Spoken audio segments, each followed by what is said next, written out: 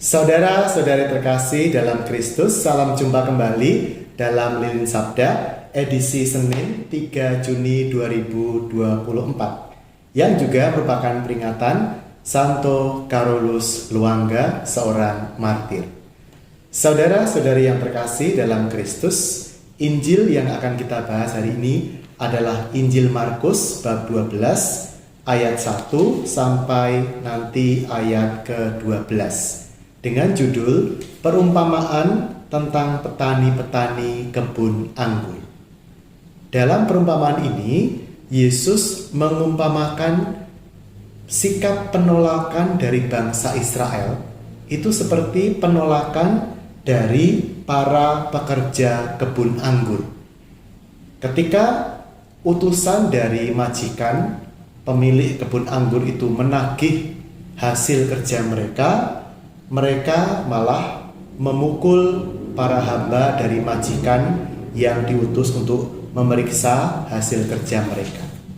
Kemudian si majikan itu berpikir kalau si majikan mengirim putra terkasihnya, maka para pekerja kebun anggur itu akan mendengarkan dan mau menaati putra yang terkasih dari sang pemilik kebun anggur itu. Tetapi apa yang terjadi? Di ayat 7. Namun petani-petani itu berkata seorang kepada yang lain, "Inilah ahli waris, mari kita bunuh dia, dan warisan ini akan menjadi milik kita." Mereka pun menangkapnya dan membunuhnya, lalu melemparkannya keluar kebun anggur itu.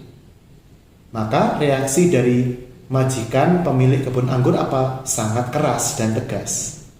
Ia akan datang dan membinasakan petani-petani itu, lalu mempercayakan kebun anggur itu kepada orang-orang lain.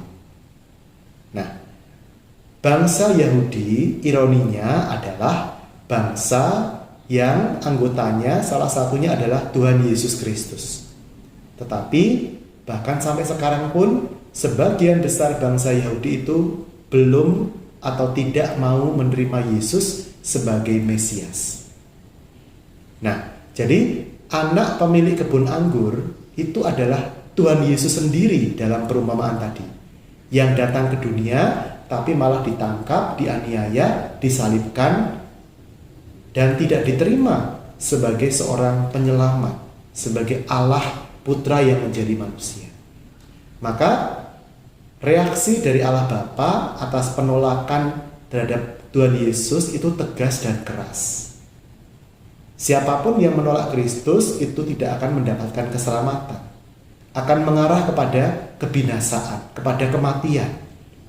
Nah, saudara-saudari yang terkasih dalam Kristus, kita pun seringkali tanpa sadar kita juga menolak Yesus yang hadir dalam hidup kita.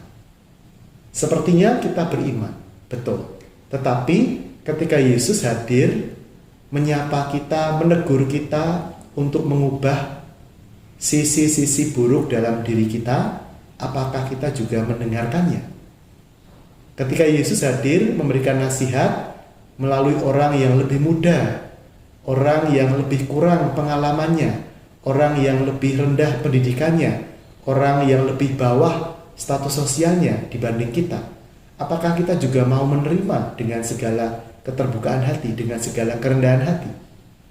Atau jangan-jangan kita juga menjadi seperti para pekerja kebun anggur itu yang menolak utusan-utusan dari Tuhan.